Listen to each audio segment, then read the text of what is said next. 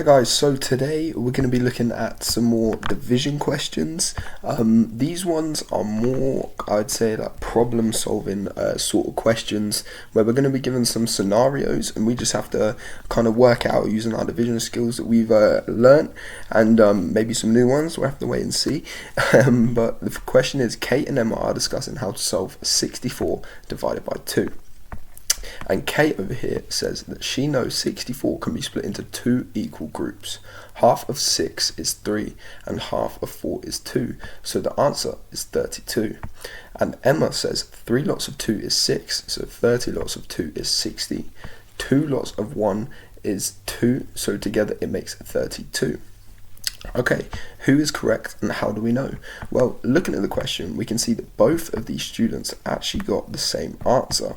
So in our minds, we should presume that that is the right answer. But just for some safety measures, let's just work it out ourselves. So let's just put them division skills to the test and see if we can work this one out. So we put the 2 there and we're dividing 64 by 2. So how many 2's go into 6? Well, that's 3. And how many 2's go into 4? That is 2, and we get 32. So we know that both of these girls got the same answer, and the answer is correct. Okay, well, I guess they're both correct then, right? Well, sort of. The methods that these girls use are very different. So first of all, let's look at Emma's over here. So she says that 3 times 2 is 6, right? 3 times 2 is 6, so 30 lots of 2 is 60. So she's gone, okay, well, if I put a 0 there, and then I can put a 0 there as well. So she's times it. She's recognised that if 3 times 2 is 60, well, actually, she can times that all by 10, which gives her 30 times 2 equals 60. So 2 lots of 1 is 2. So she's gone 2 times 1 is 2. So together it's 32. 32, right? Well, it's kind of wrong. But Kate over here, she has gone 64 can be split into 2 equal groups. Okay, so she's recognised that straight away that number is an even number and can indeed be split into a smaller number.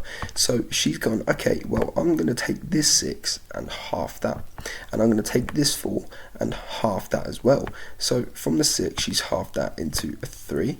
She's found the same dividing number on each side, like so. So we're dividing each side by 2.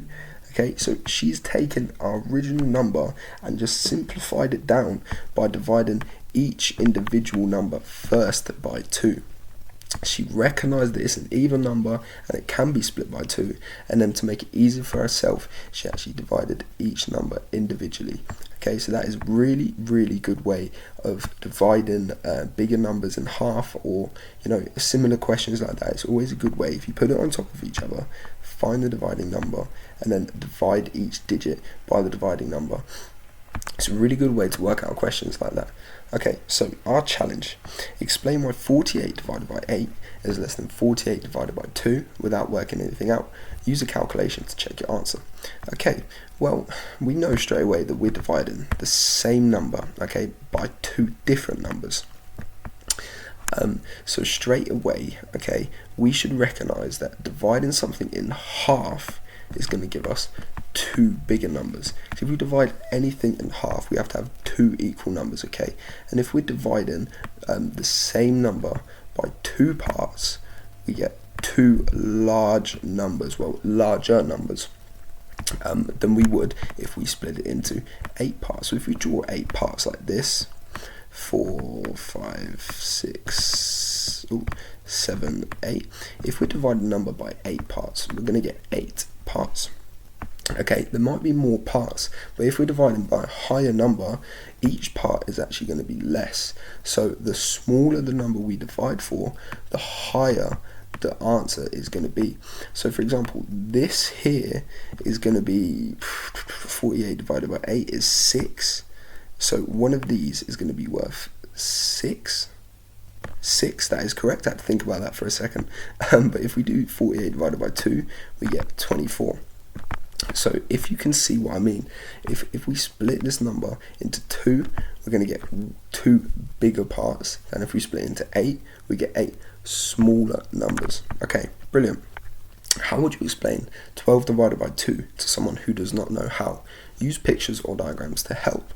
Okay, well, straight away, if someone doesn't know how to do maths, it's always easier to get them to visualize something. So for example, we could just count out 12 and say, we know that we need 2 equal groups. So we're going to call this group Group A and this group Group B. So we've split it up into 2 equal groups because we're dividing by 2, making 2 equal groups of this number.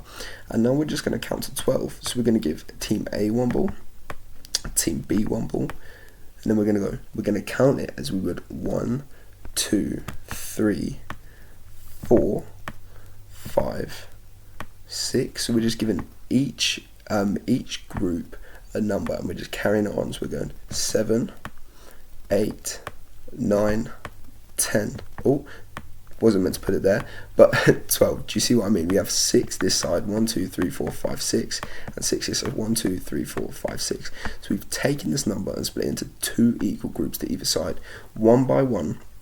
We put 1 in one group and 1 in another group to make sure that that was equal all times. So we split that number evenly into 2 groups.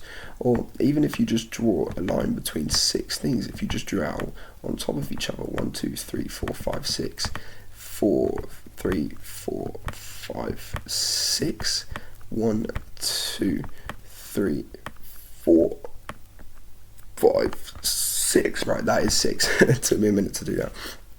But if we're explaining something to someone who does not know how to do maths, it's always easier to make them visualize something, or just say that we are taking it into 2 equal groups. So we need to, from that number, break it down into 2 equal groups.